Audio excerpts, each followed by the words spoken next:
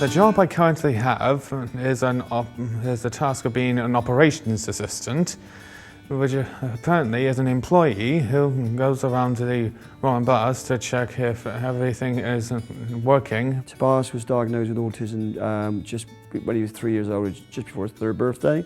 And the sort of prognosis from professionals at the time were that, even with the best case scenario is he may end up in some sort of residential care, have very few friends, and even the sort of suggestion of employment at all was just a million miles away. So you now take it 15 years on. We are where we are today, and he's the most amazing young man. At first I thought it would be difficult for me to get a job because at first I didn't exactly know which job I actually wanted to have, which is of course a problem for a lot of people in the UK and across the world as well. He's earned this, and he's had to work really, really hard.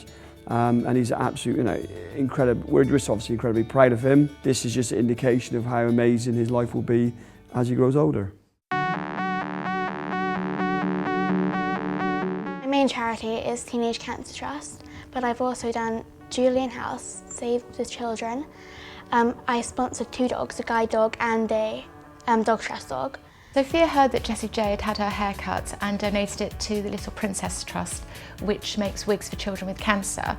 And so she decided that it'd be a good idea to do that, but when she had a haircut, to ask people to sponsor her and give the money to the Teenage Cancer Trust. I've done several sweet and cake sales.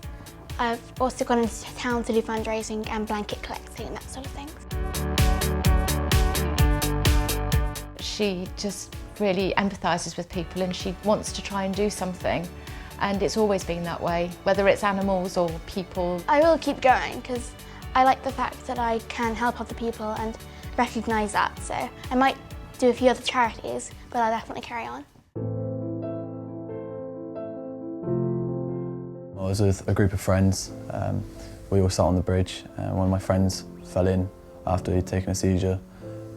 He was unconscious, and as he was falling from the bridge, he hit some metal pipes. He fractured a few ribs, and he was face down, unconscious in the water. I ran into the water, and it was all boggy and marshy, and it was horrible to try and find him.